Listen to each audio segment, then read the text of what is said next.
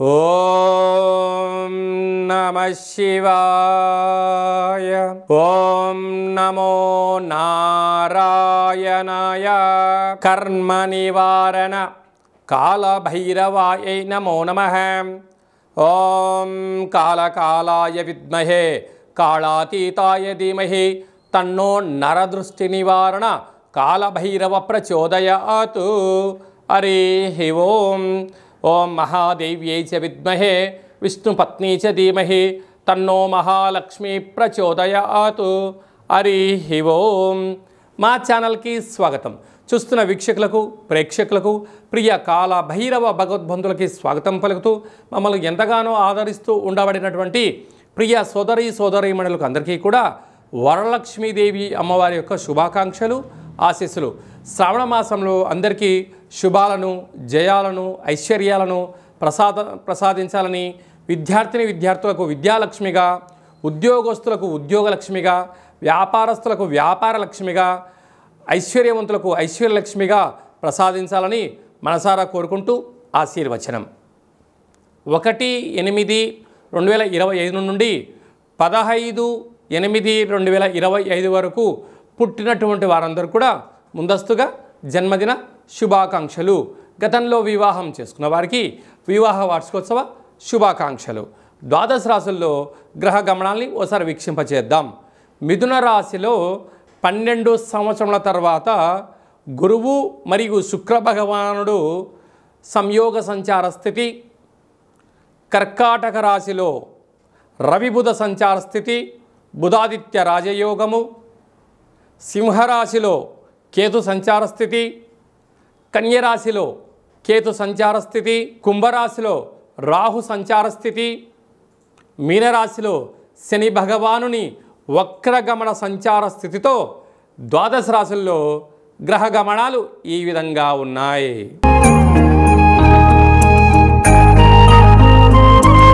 కుంభరాశి వారు వరలక్ష్మి వ్రత సందర్భంగా లక్ష్మీదేవి అమ్మవారిని ఎలాంటి పదార్థ నైవేద్యాలతో ఆరాధించడం వలన ఒకవైపు ఏలనాటి శని చివరార్థ సంచార స్థితిగా ఉండడము, జాతకంలో ఉండడం గ్రహదోషాన్ని తొలగించుకొని గృహమే కదా స్వర్గసీమ, వారు అనుకుంటున్న అన్ని విషయాల్లో విజయం సాధించగలగాలో ఈ వీడియోలో సవివరంగా సంపూర్ణంగా తెలుసుకుందాం. కుంభరాశిలో ఏ నక్షత్రాలు వస్తారుగా ధనిష్ఠా నక్షత్రంలోని 3వ పాదము, 4వ పాదము, శతభిష నక్షత్రంలోని 4 పాదాలు, పూర్వభాద్ర నక్షత్రంలోని 1, 2, 3 పాదములను కలిపితే కుంభరాశి అవడం అవుతుంది. రాశాధిపతి శని భగవానుడు రాశిలోనే రాహు సంచారం చేయడం వలన శత్రువులు అధికంగా ఉంటారు. అంటే ఈ కుంభరాశి వారికి శత్రువులు ఎక్కడో ఉండరు, ఇంట్లోనే ఉంటారు. కానీ వారి అవసరాల కోసము వీళ్ళకు మంచి మంచి మాటలు ఎరవేస్తూ, వీటికి ఇష్టమైన ఆహారాలు పెడుతూ, వీరికి ఇష్టమైన పనులు చేస్తూ వారి దగ్గర ఉన్న సమయాన్ని ధనాన్ని సద్వినియోగపరుచుకుంటూ ఉంటారు. అలాగనే ఎలనాటి శని చివరార్థ సంచార స్థితిలో శని భగవానుడు జలరాశిలో ఉండడం వలన వృత్తులలో, ఉద్యోగాల్లో, వ్యాపారాల్లో స్వల్పమైనటువంటి ఆటంకాలు ఉండినను మనోధైర్యం చేత, ఆధ్యాత్మిక చింతన చేత ఉండగలిగినట్లయితే చాలా మంచి కాలము ఈ కుంభరాశి వారి సొంతమవుతుందని చెప్పి కూడా గమనించాలి. అలాగనే విశేషంగా సంతాన స్థానంలో శుక్రుడు గురు సంచార స్థితి 12 సంవత్సరాల తర్వాత కలయిక అవ్వడం వలన నూతనంగా వివాహమైన వారికి పుత్రిక సంతాన యోగము, పిల్లల యొక్క చదువులు, అభివృద్ధి, వివాహము, విదేశీయానము, పిల్లలకు కావాల్సిన వనరులను సమకూర్చడంలో తల్లిదండ్రులు అహర్నిశలు కష్టపడుతుంటారు. ఈ పిల్లలు కూడా తల్లిదండ్రుల యొక్క భావాన్ని అర్థం చేసుకోగలగాలి అని చెప్పి గుర్తుపెట్టుకోగలగాలి. అలాగనే 6వ స్థానంలో బుధాదిత్య రాజయోగం కారణం వలన ఇది అసలే వర్షాకాలం అవడం వలన వర్షం పడినప్పుడు వ్యవసాయ సోదరీమణులు దయచేసి వృక్షాల కింద ఉండవద్దు. కారణం ఏమిటనగా మెరుపుల వలన పిడుగులు పడడం, అలాగనే జంతువులు అనేక రకాల ఇబ్బందులతో సర్పాల చేత బాధపడే పరిస్థితి చాలా అధికంగా ఉంటుంది. తస్మాత్ జాగ్రత్త.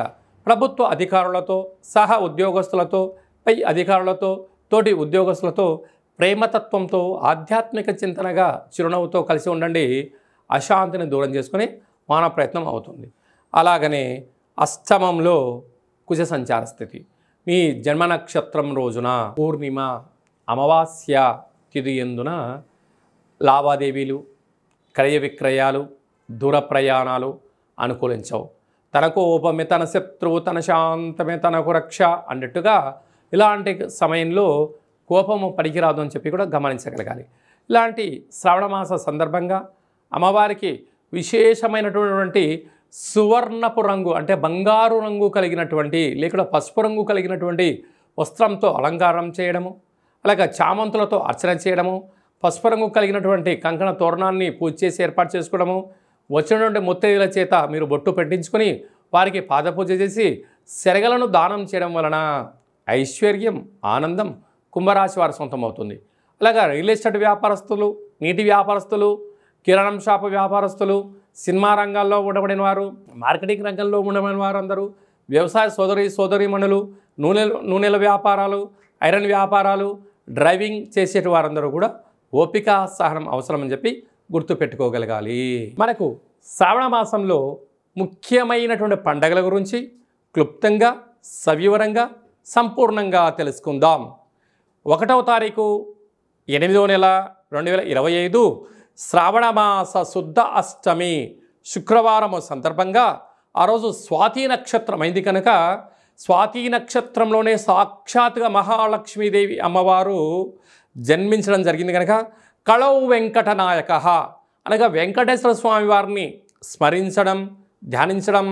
మనము పసుపు రంగు వస్త్రంలో 27 నాణెములను ఉంచి, కొబ్బరికాయను ఉంచి, నవధాన్యాలను ఉంచి ముడుపు కట్టడం వలన వచ్చే సంవత్సరం లోపల లక్ష్మీదేవి మన ఇంట స్థిర నివాసంగా ఉంటుందని చెప్పి గమనించాలి.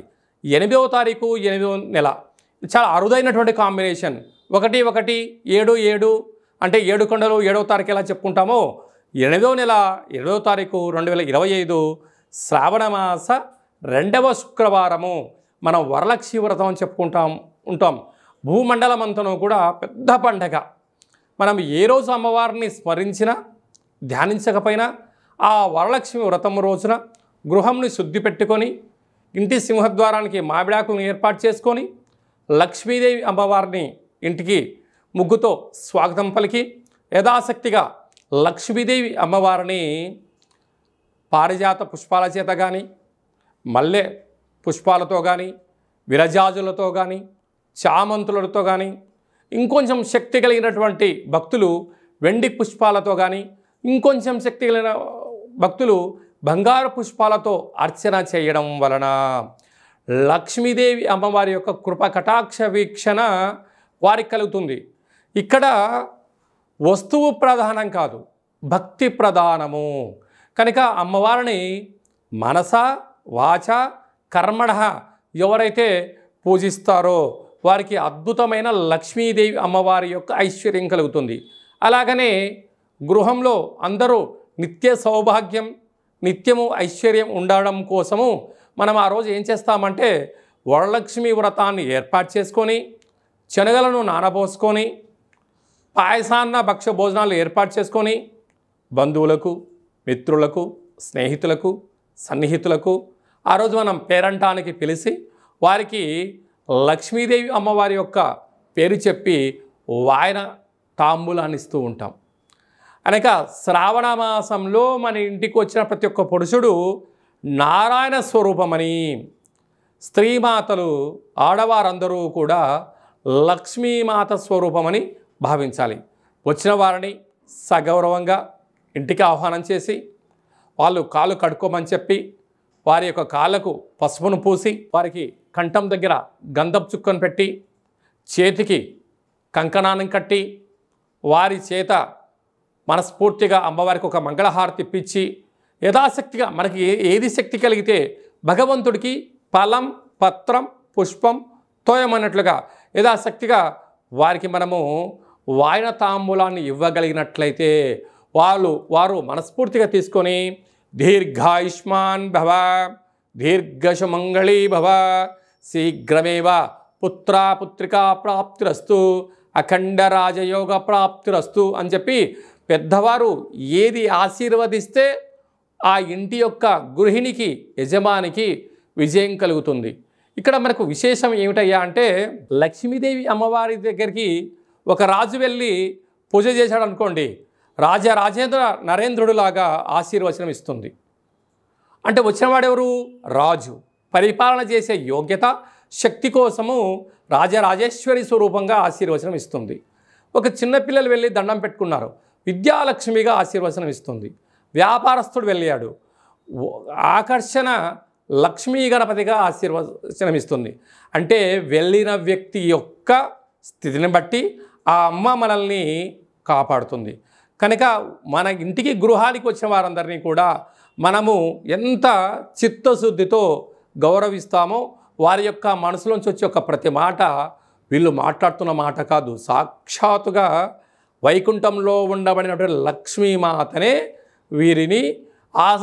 వీరి యొక్క మనసులో దూరి వీరి యొక్కతో ఆశీర్వదింపచేస్తుంది అని చెప్పి మనం గమనించగలగాలి. ఈ విధంగా మనము లక్ష్మీదేవి అమ్మవారిని స్వాగతం పలుకుతూ అమ్మవారి యొక్క సేవ ఎవరైతే చేస్తామో వారందరికీ కృప కటాక్ష వీక్షణ అందరికి కూడా ప్రసరించాలని కోరుకుందాం. ఇంకొంచెం శక్తి కలిగింది అనుకుందాం. ఇంటి యొక్క గృహిణి యజమాని ఎంత బరువు అయితే ఉంటారో అంత బరువు కలిగినటువంటి లక్ష్మీ నాణ్యములను, రూపాయి బిళ్ళలను తులాభారం చేసుకొని భక్తులకు ప్రసాదంగా పంచగలిగినట్లయితే రాబోయేటువంటి 7 తరాల వరకు ధనానికి, ధాన్యానికి, ఐశ్వర్యానికి లోటు ఉండదని చెప్పి గమనించాలి. అందుకే కళవు వెంకటనాయక అనగా వెంకటేశ్వర స్వామి వారి దగ్గరికి వెళ్ళిన వారికి రూపాయి బిళ్ళలతో తులాభారం చేస్తూ ఉంటారు. మధుర వెళ్ళిన వారు వెన్నతో తులాభారం చేస్తూ ఉంటారు. మనకు తెలంగాణ రాష్ట్రంలో సమ్మక్క సారక్క దేవాలయం దగ్గరికి వెళ్ళిన వారు బెల్లంతో తులాభారం చేస్తూ ఉంటారు. ఎందుకయ్యా అనగా ఆ తులాభారాన్ని చేయడం వల్ల వారు ఎంత బరువు అయితే ఉంటారో అంత బరువు కలిగిన పదార్థాన్ని దాన ధర్మము చేయడం వలన ఐశ్వర్యము, ఆనందము, యోగము, రాజయోగము ఆ అమ్మవారు మనకు ప్రసాదిస్తుంది. కనుక ఈ శ్రావణమాస సందర్భంగా మనమందరము కూడా ఇలాంటి తులాభార మహోత్సవ కార్యక్రమంలో పాల్గొందాం, అమ్మవారి యొక్క ఆశీస్సులు పొందుదాం. ఐశ్వర్యానికి, ఆనందానికి మన ఇంట లక్ష్మీదేవి స్థిర నివాసంగా ఉండాలని కోరుకుందాం. అదే కాకుండా మనకు 9వ తారీఖున రాఖీ పూర్ణిమ, రక్షాబంధనము, జంధ్యాల పండగ అంటారు.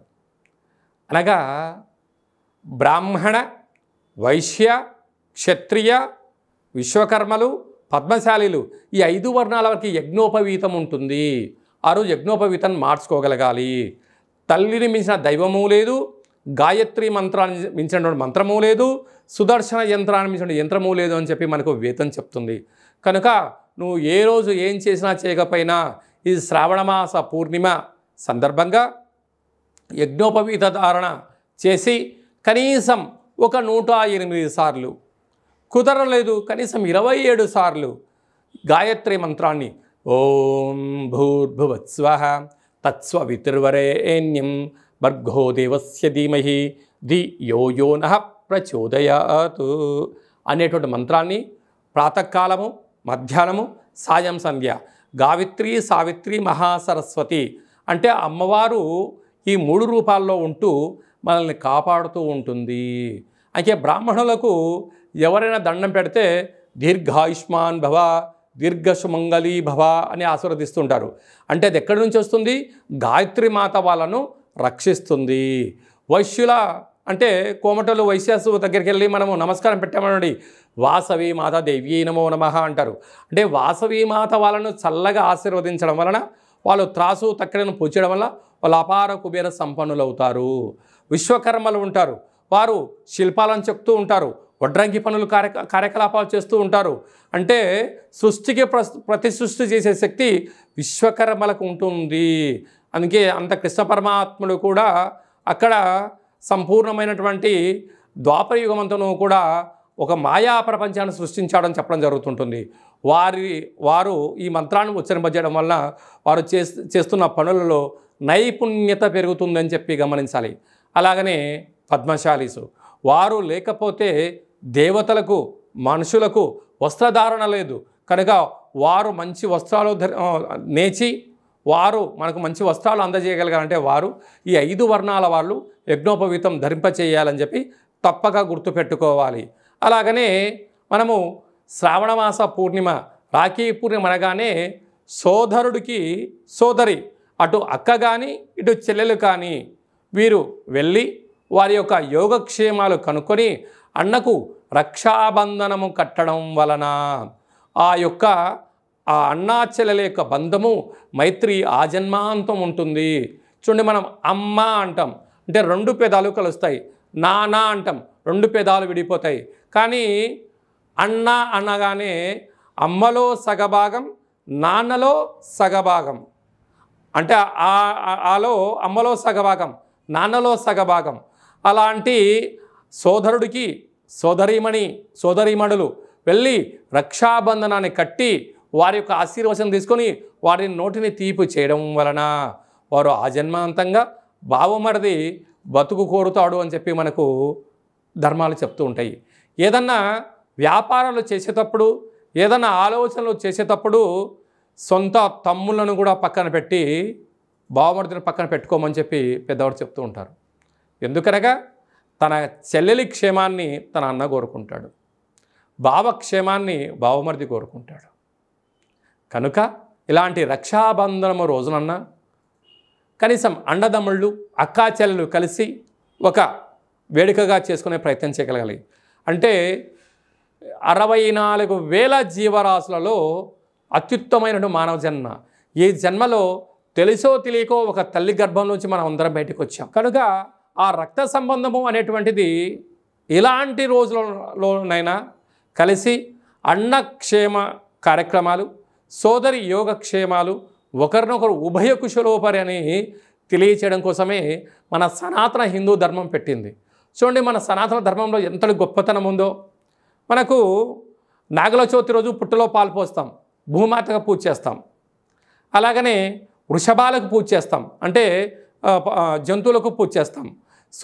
సోదరీమణులకు శ్రావణ మాసంలో వసుదైక కుటుంబము అనగా అందరం కలిపి ఒక చోట చేసుకొని వేడుకను చేసుకుంటాం. అందుకే మన సనాతన సాంప్రదాయానికి అంత పెద్ద గొప్ప విలువలు, అంత పెద్ద ఐశ్వర్య జీవన విధానం ఉంటుంది. కనుక చిన్న చిన్న పొరపాట్లు ఇట అన్నదమ్ముళ్ళు చేయొచ్చు, అక్కా చెల్లెలు చేయొచ్చు. కానీ ఇలాంటి శుభ సందర్భంలోనైనా వాటన్నిటినీ మర్చిపోయి కలుపుకొని ప్రయాణం చేయగలిగితే తల్లి తండ్రి ఉండబడిన వారు నా పిల్లలు కలిసి ఉంటున్నారు అని చెప్పి తల్లిదండ్రులు ఎంతో ఆనందపడతారు. తల్లిదండ్రులు లేనటువంటి వారందరూ నేను లేకపోయినా నా కొడుకు నా కూతురుతో మైత్రిని, మంచి స్నేహ సంబంధాన్ని కలిసి ఉంచుకుంటాడని చెప్పి గతించిన పితృదేవతలు ఆశీర్వచనం వలన ఇరువురు కుటుంబాలు బాగుంటాయి, ఇరువురు యొక్క వంశము ఆ చంద్రార్కం వరకు కలిసి ఉంటుందని చెప్పి మనకు వేదం చెప్తుంది. కనుక మనిషి అనేటువంటి వారు చిన్న చిన్న తప్పులు చేస్తూ ఉంటారు. చెల్లెలు ఏదో తప్పు చేసి ఉండొచ్చు, అన్న కూడా ఏదో అని ఉండొచ్చు. కానీ ఇలాంటి సందర్భాలలో దయచేసి ఏది మనసులో ఉంచుకోవద్దు. అన్నీ మర్చిపోయి అన్న చెల్లెలతో మాట్లాడడంలో తప్పలేదు, చెల్లెలు వచ్చి అన్నతో మాట్లాడడం తప్పలేదు, ఇరువురు కుటుంబాల్లో ఎవరు కుటుంబానికి వెళ్ళినా తప్పలేదు. వెళ్ళి ఆ యొక్క రక్త సంబంధాన్ని, ఈ జన్మకే మనం రక్త సంబంధమే ఉంటాం కనుక ఈ జన్మలో ఉండబడినటువంటి మైత్రి బంధాన్ని కాపాడుకుందాం. భావితరాలలో మన పిల్లల్ని కూడా వారికి మన రక్త సంబంధం ఇది, నువ్వు చెల్లెలతో ఇలా ఉండాలి, నువ్వు అన్నతో ఇలా ఉండాలని మనం ఆచరింపచేస్తే మన పిల్లలు ఆచరింపచేస్తారు. మనం ఆచరించలేదు, మన పిల్లలు ఆచరింపచేయరు. కనుక అందరికీ సోదరీమణులకు అందరికీ కూడా, సనాతన ధర్మ సంరక్షకులకు, జ్యోతిష్య అభిమానులకు అందరికీ కూడా రక్షాబంధన శుభాకాంక్షలు. అందరికీ శుభాన్ని, జయాన్ని, ఐశ్వర్యాన్ని ప్రసాదించాలని మరొక్కసారి మహాలక్ష్మీదేవి అమ్మవారిని కోరుకుందాం. ఇంకనూ మనము శ్రావణ మాసంలో విజయాన్ని సాధించగలగాలి అన్నట్లయితే మనకు శ్రావణ మాసంలో శుక్రవారం రోజున ఉతికిన వస్త్రాలు ధన్ప చేయడం, ఇంట్లో మనము లక్ష్మీదేవి అమ్మవారికి పూజ చేయడం, సంపూర్ణమైన ఐశ్వర్య జీవనాన్ని పొందడం, మనకు ఏది కలిగితే అది శక్త్యానుసారంగా వాయనాన్ని తాంబూలం ఇవ్వడం, స్త్రీమాతకు ఒక మంచి విస్తర వేసి భోజనాన్ని ఏర్పాటు చేయడం, పసిపిల్లలకు చిన్న చాక్లెట్ల లాంటివి ఏర్పాటు చేయగలిగినట్లయితే జాతకంలో ఉండబడినటువంటి గ్రహదోషం తొలగి ఐశ్వర్యం కలుగుతుందని చెప్పి కూడా మీరు గమనించగలగాలి. ఇంకనూ మనం విజయం సాధించగలగాలి అన్నట్లయితే ఈ యొక్క పాత్ర కంచు పాత్ర, కంచు మోగినట్టు కనకంబు మోగదు గదరా సుమతి అని చెప్పి మనకు సుమతి శతకంలో చెప్పడం జరిగింది. ఇందులో 12 రాసులు అచ్చు వేయడం జరుగుతుంది. ఈ పాత్రను ఇలా ఎడమ చేతులతో పట్టుకొని ఇలా ఇలా ఒక్కసారి శబ్దం చేస్తే ఈరోజు ఓంకార శబ్దం రావడం ప్రారంభిస్తుంది.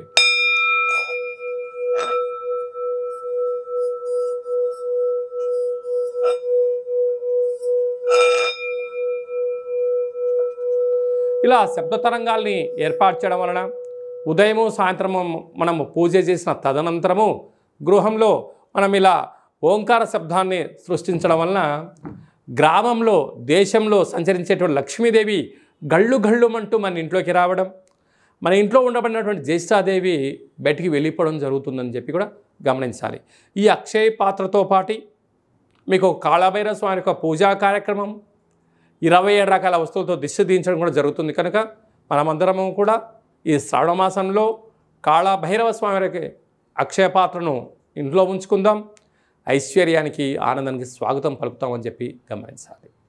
మీ వ్యక్తిగత జాతకం తెలుసుకోవాలనుకుంటున్నారా? మీ పేరు, పుట్టినటువంటి తేదీ, నెల, సంవత్సరం, పుట్టిన సమయం రాసి మీరు వాట్సాప్లో పంపించగలిగినట్లయితే 100 సంవత్సరముల జాతకాన్ని సంపూర్ణంగా సవివరంగా వ్రాసి మీకు పంపించి మీరు పుట్టినప్పుడు గ్రహ గమనాలు ఎలా ఉన్నాయి, ప్రస్తుతం ఎలా ఉంటున్నాయి, రాబోయే కాలంలో ఎలా ఉండబోతున్నాయో వివరిస్తూ మీరు విజయం సాధించేంత వరకు మన యొక్క కాళభైరవ ఆశ్రమం దగ్గర నుంచి అన్ని విధాలా మీకు తోడు నీడగా ఉంటామని చెప్పి గమనించగలగాలి. అదే కాకుండా కూడా చాలామందికి పుట్టినటువంటి కాల సమయంలో డేటా బర్తులు లేనటువంటి వారికి మీ పేరు యొక్క మొదటి అక్షరాన్ని అనుసరిస్తూ రాశిని అనుసరిస్తూ గవళ ద్వారా అనగా రమణ శాస్త్రం ద్వారా భూత భవిష్యత్ వర్తమానాన్ని తెలియజేయడం జరుగుతుంది.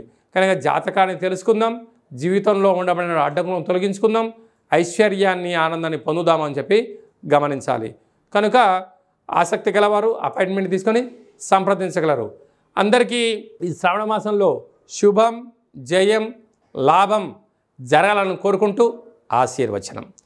ఓం శతమానం భవతి శతాయు పురుష సతేంద్రియ ఆయుష్యేవేంద్రియే ప్రతిష్టతి ధనం ధాన్యం బహుపుత్రలాభం శత సంవత్సరం దీర్ఘమాయు సర్వే జనా సుఖినో భవంతు లోకా సమస్తా సుఖినో భవంతు సర్వం మహాలక్ష్మీదేవతార్పణమస్తు. హరి ఓం. ఈ వీడియో మీకు నచ్చినట్టయితే లైక్ చేయండి, షేర్ చేయండి. అందరికన్నా మీ వ్యక్తిగత జాతకాన్ని ముందుగా మీరు తెలుసుకోవాలి అనుకుంటున్నట్లయితే మా ఛానల్ని సబ్స్క్రైబ్ చేసుకోండి, గంట సింబల్ ప్రెస్ చేయండి, అలానే బటన్ కూడా తెలియచేయండి. హిందూ ధర్మాన్ని కాపాడండి.